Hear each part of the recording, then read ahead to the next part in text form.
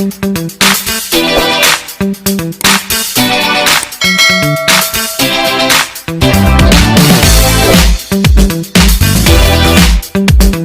mulai ya.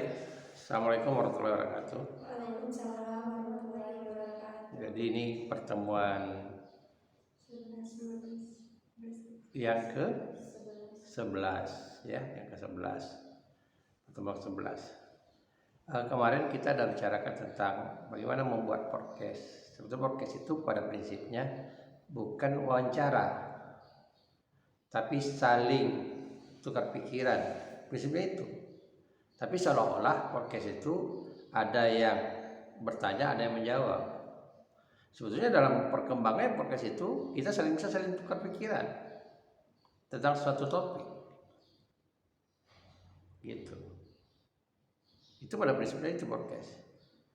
Jadi bukan berarti yang satu narasumber dan enggak narasumber lebih pintar gitu. Tapi memang ada kalanya topik yang kita bicarakan itu dari narasumber yang menjadi bintang tamu kita. Nah, tentu yang seperti saya katakan itu trennya di mana? Kalau misalnya politik ini, orang trennya capres misalnya.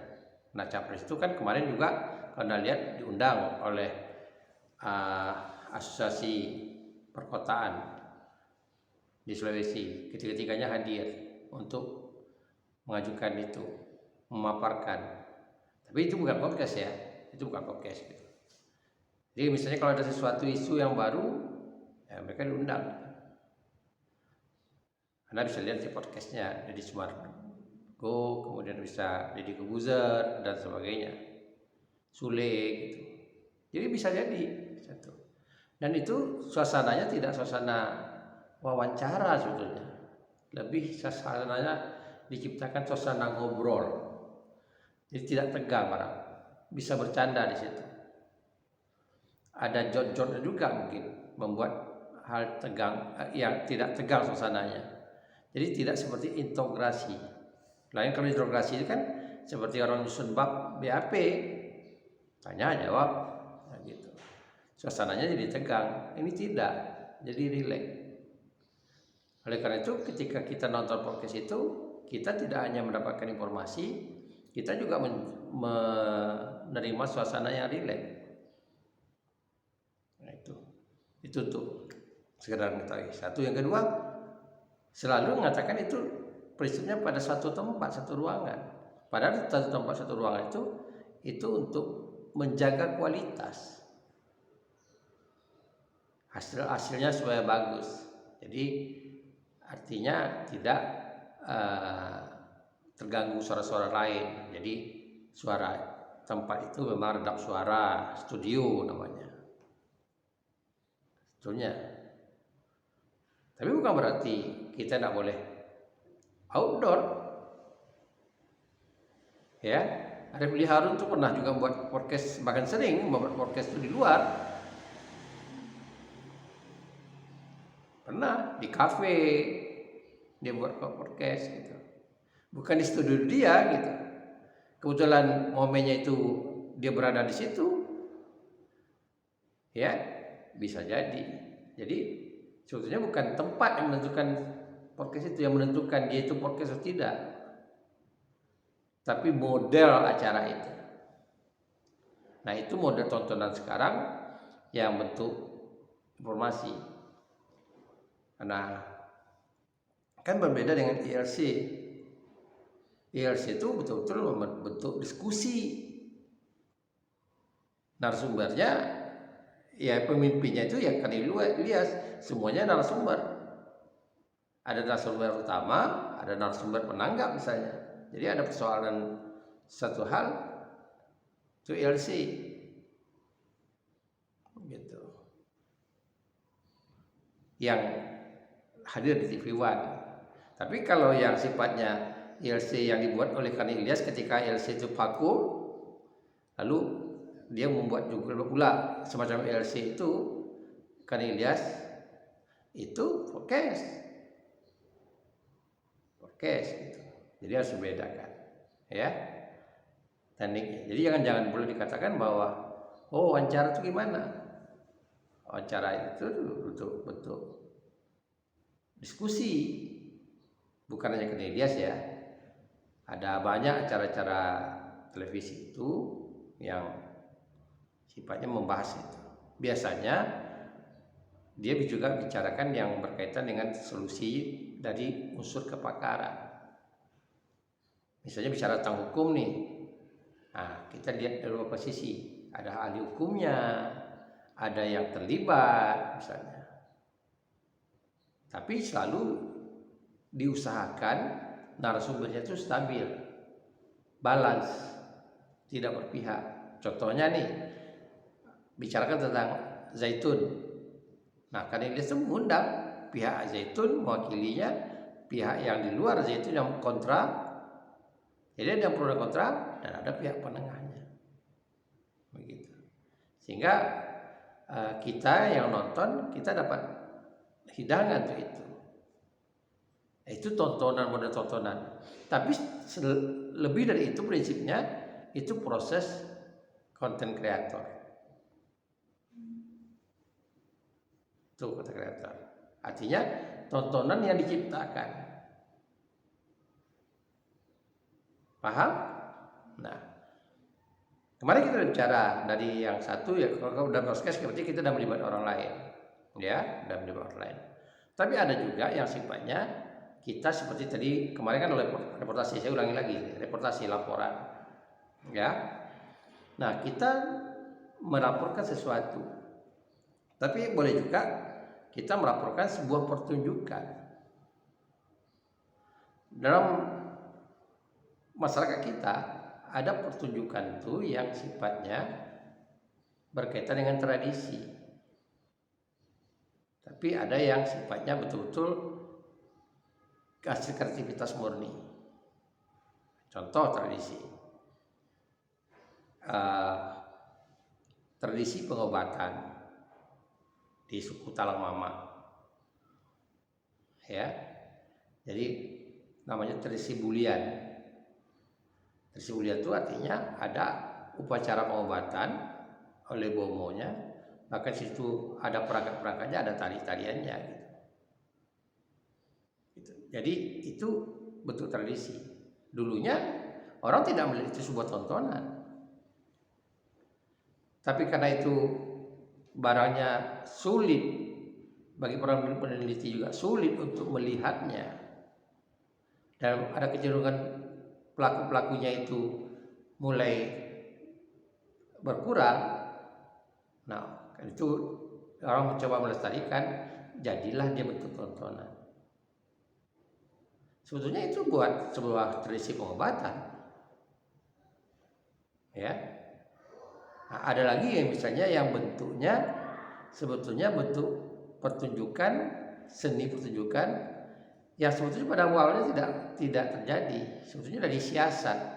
Contohnya begini, kemarin ada peristiwa tradisi bakar tongkang di Rokan Hilir. Sebetulnya kalau sejarahnya bakar tongkang itu dari sebuah siasat yang dilakukan oleh pemimpin agama yang ikut berlayar dari Cina.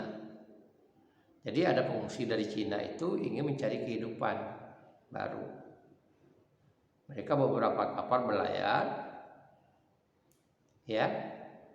Tapi setelah capek berlayar, nah bagaimana supaya tidak berlanjut lagi berlayar?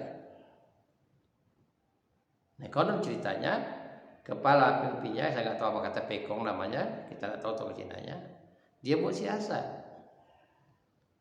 Karena itu orang yang dipercaya oleh kelompok yang pelaut-pelaut dari Cina itu, dia bilang, kita bakar tongkang ini, lalu kita lihat kemana arah jatuh tiang kapal itu, kan tahu tiang bendera yang besar itu, kemana arah jatuhnya. Kalau ke laut, maka kehidupan kita tuh ke laut, jadi kita berlayar lagi. Tapi kalau ke darat, maka kehidupan kita ke darat. Maka dibakarlah tongkang itu. Nah, untuk mengingatkan itu jadi sebuah tradisi dia setiap tahunnya. turun temurun, sehingga orang percaya. Ketika dibakar tongkang itu jadi sebuah acara. Akhirnya jadi bentuk acara yang layak dikunjungi oleh terutama keturunan-keturunan keluarga-keluarga Tionghoa. Kalau jadi itu banyak tuh yang dari Malang, dari mana datang, dari Singapura untuk menyaksikan perjalanan nenek moyang mereka ke Bagan Sigiri Api. Karena itulah dulu tuh terkenal sebagai Sigiri Api itu sebagai penghasil ikan itu karena tadi nelayan-nelayan dari sana yang mayoritas.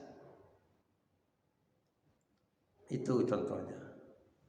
Kemudian ada lagi tradisi bakar mayat Ngambet di Bali. Di Bali itu mayat itu udah berbulan-bulan diawetkan. Jadi masa meninggal bukan langsung dibakar. Bagi orang mampu ya langsung, bagi kan itu biayanya besar. Jadi ada hari tertentu bakar itu. Konon ceritanya ketika mayat kita ini dibakar, itu abunya itu berbeda dengan abu kayunya. Nah itulah kalau di Tionghoa, di agama Hindu tuh abunya itu diambil. Ada yang disimpan di kuil. Kalau di Cina tuh ada yang dibuang ke laut.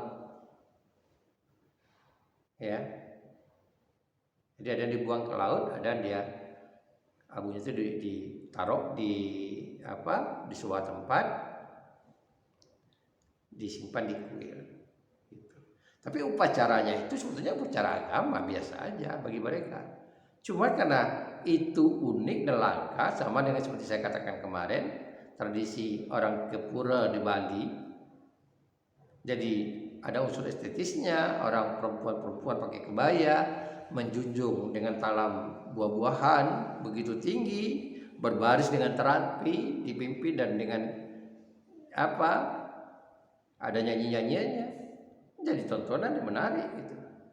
Adalah estetikanya. Sebetulnya bagi mereka biasa aja, bukan tontonan, itu adalah upacara.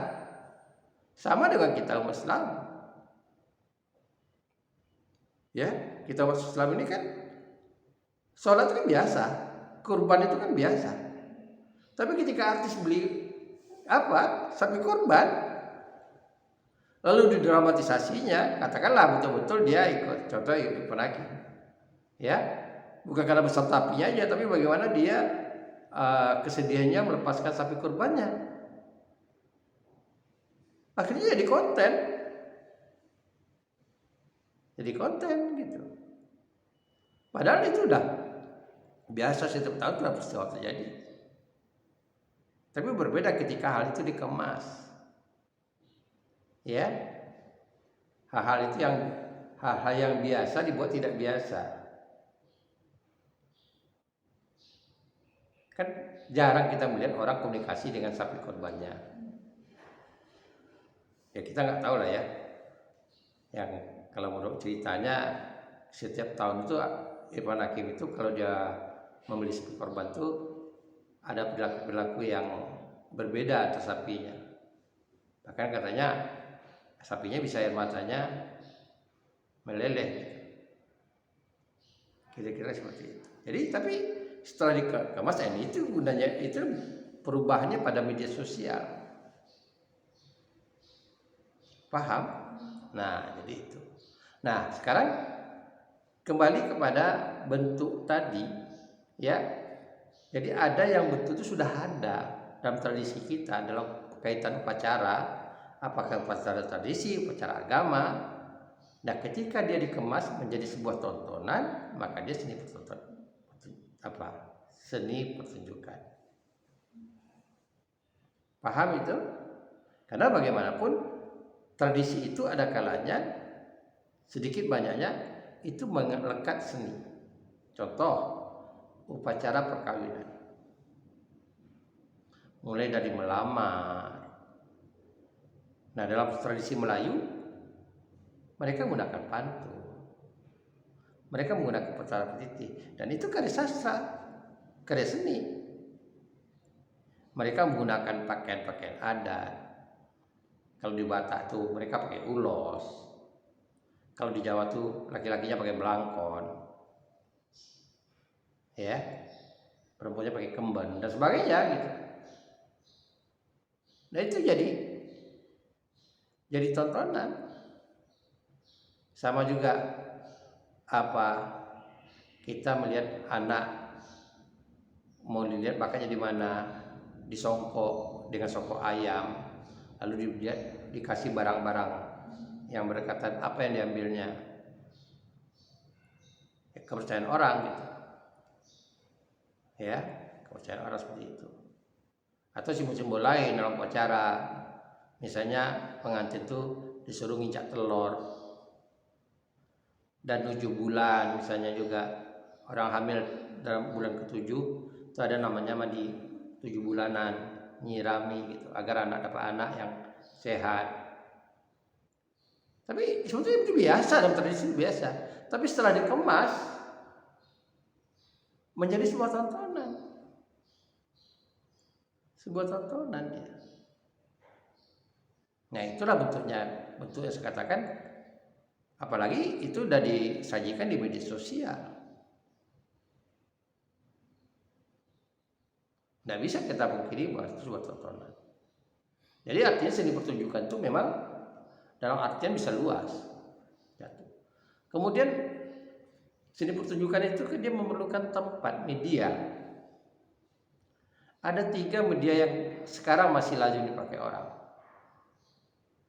3, yaitu arena. Arena itu lapangan, ya, lapangan luas. Misalnya nih, di luar negeri itu ada pertunjukan orang lawan banteng, itu di arena, banteng yang galak, gitu. Atau koboi bagaimana dia mengendalikan kuda yang liar, jadi joki, itu di arena luas. Di daerah kita tuh banyak yang menggunakan arena juga. Contohnya kalau kita melihat lenong itu arena awal mulanya. Sama juga randai Sumatera Barat dan juga di Konsing, itu arena. Artinya dia cocoknya di arena, penontonnya melingkar, ya, di lapangan. Nah, biasanya itu awalnya mereka dalam fasilitas yang sederhana. Biasanya diadakan di terang bulan. Kalau tidak terang bulan, mereka menggunakan obor atau lampu, paling tidak lampu penerangan penerangan. Tapi setelah ada listrik, ada apa, tentu berganti. Yang kedua, menggunakan pentas.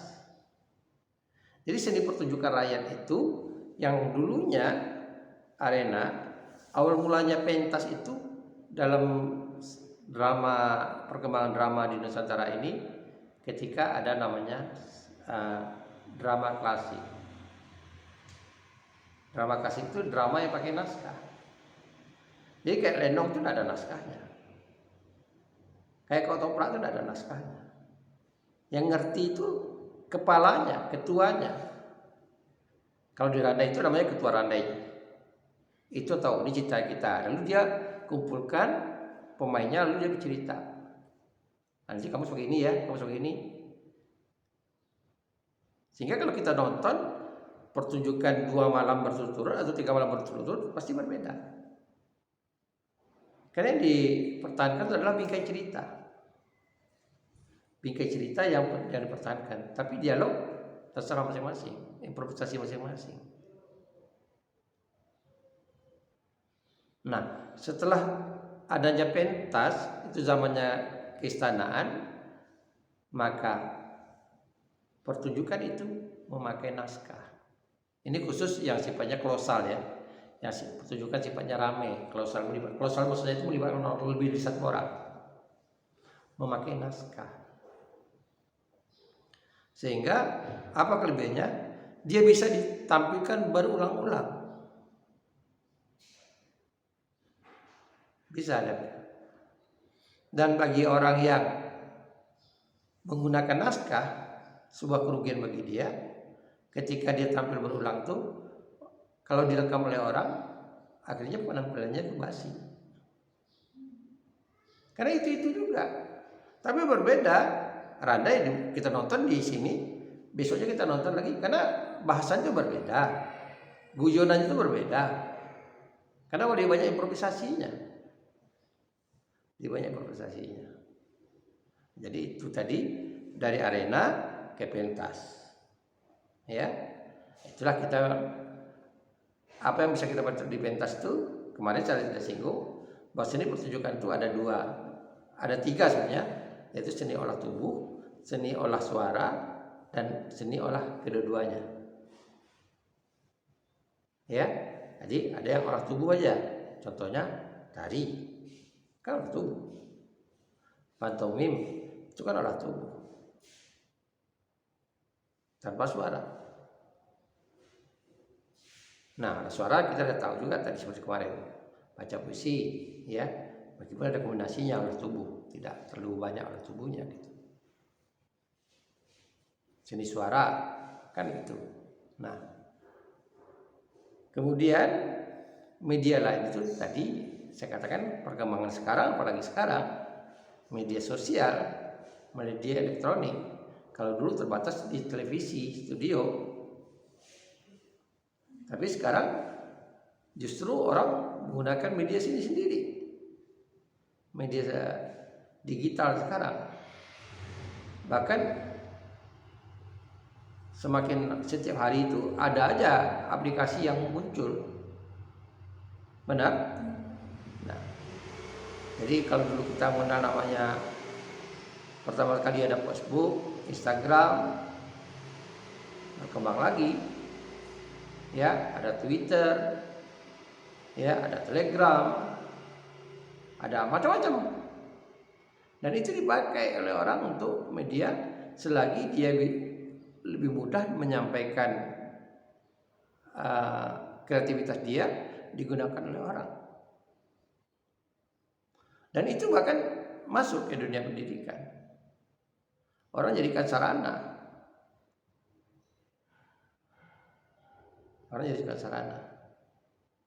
Nah, itulah tadi yang saya katakan kepada Anda. Sebetulnya dunia seni pertunjukan ini yang jadi peluang bagi kita itu menjadi content creator. Kenapa? Sarana yang luas terbuka dan bahkan secara komersial lebih menguntungkan. Kenapa saya katakan lebih menguntungkan? Kalau kita gunakan panggung, kita mengeluarkan biaya. Belum tahu biaya itu kembali. Kita dekorasi, belum tahu biaya dekorasi itu kembali. Ya, taruhlah penontonnya berbayar, tapi belum tahu juga biaya produksinya tinggi. Oke, apalagi biaya kalau misalnya tempat yang kita punya, biaya gedungnya. Tapi dengan media sosial sekarang, masing-masing orang menggunakan media sosial, tinggal pertemanan aja, share aja. Lebih hemat. Cuma yang perlu dipahami, tantangan kita membuat kontennya, seni pertunjukan itu menjadi lebih menarik. Oleh karena itu dinamika seni pertunjukan itu cepat sekali.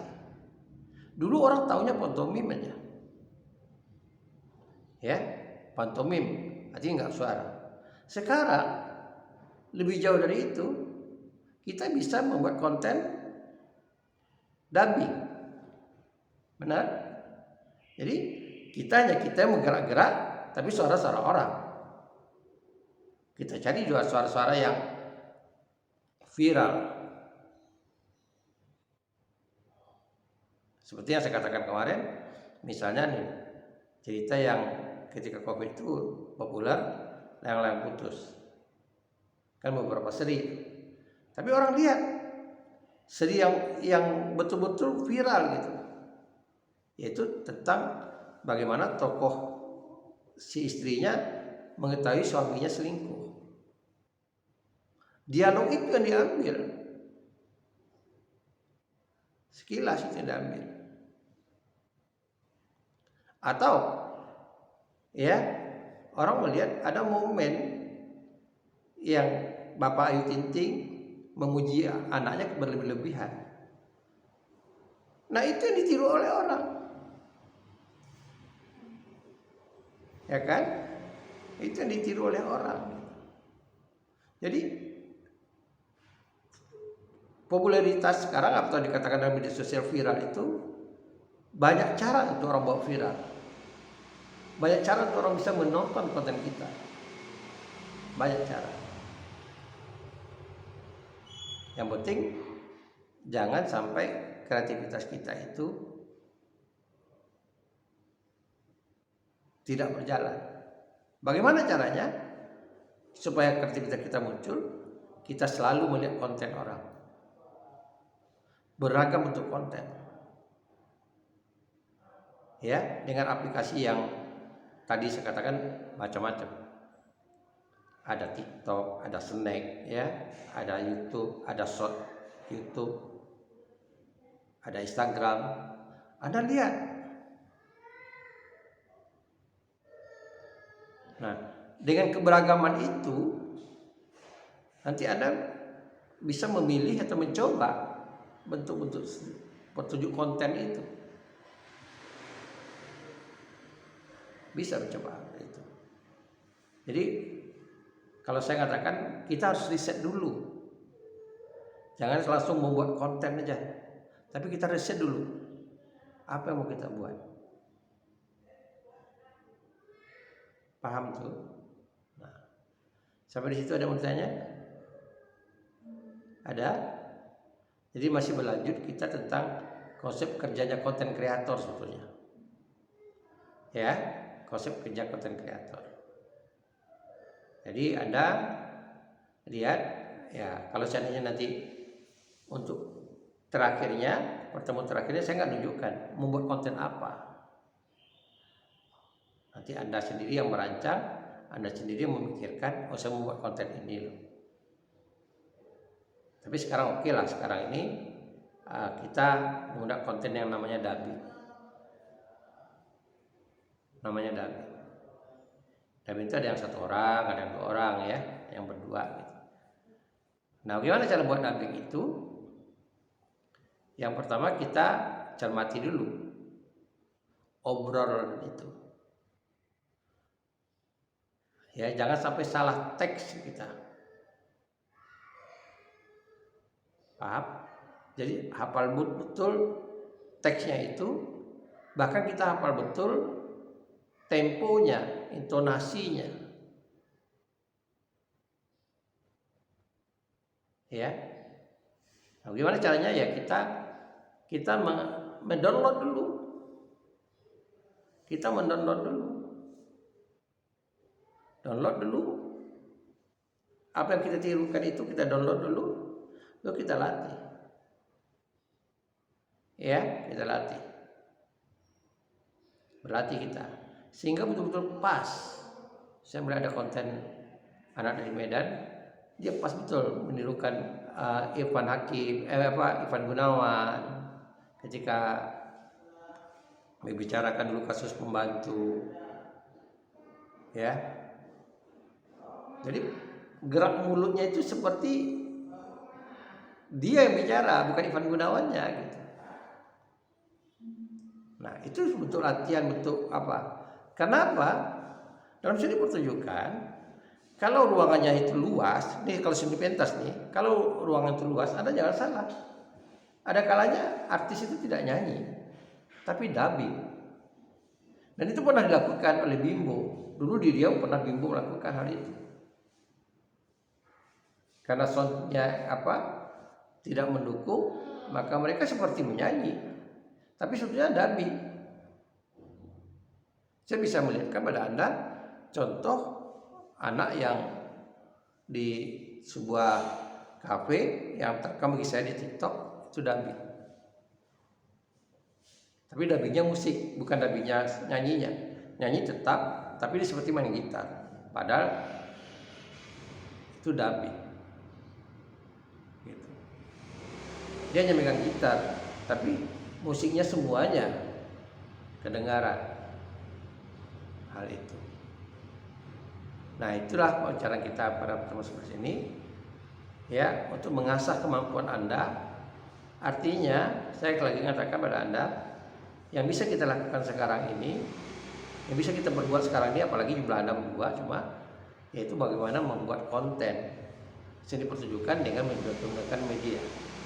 Di samping kemarin kita sudah lakukan bagaimana membaca puisi, ya. Nah, bagaimana baca puisi. Pada prinsipnya sebetulnya memang ada bedanya, ya, bedanya sedikit.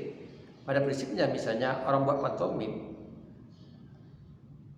kalau kita membuat pantomim sama dengan kalau kita berbicara seperti saya sekarang ini, tinggal volumenya dinolkan. Kan akhirnya gerak saya aja.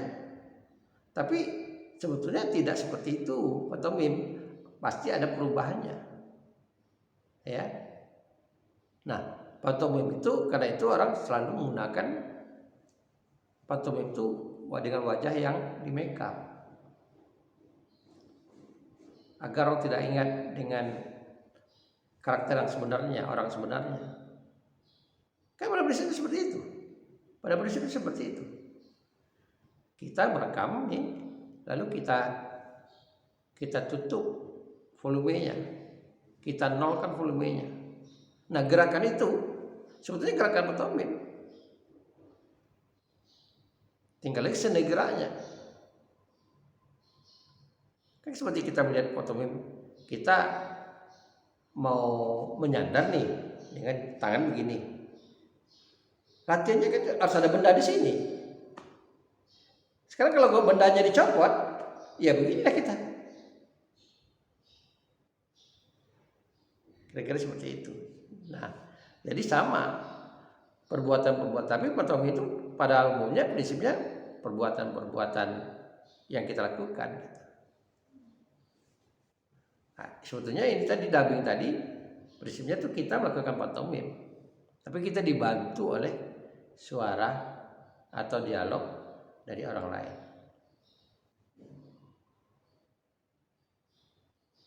Ngerti? Ini kita ada waktu nanti untuk latihan, nanti kita rekam, kita coba. Pilih nanti dialognya. Nah, karena itu saya lebih senang kalian bawa HP, jadi kalian udah rekam, kalian bisa cari referensinya, atau Anda bisa lihat di konten-konten orang yang sifatnya dubbing, Anda tiru. Kalau seandainya misalnya Anda ingin meniru dengan gaya yang lain, suaranya itu juga tidak ada masalah. Tapi kedepannya yang penting originalnya, ya, originalnya. Karena ada sesuatu yang sifatnya sangat booming gitu, booming. Tapi kalau booming ya tinggal kepintaran orang memilih sukanya di mana, gitu. Paham? Nah, saya beri waktu untuk Anda untuk melihat atau mensurvei bahan-bahan yang mau dilatih,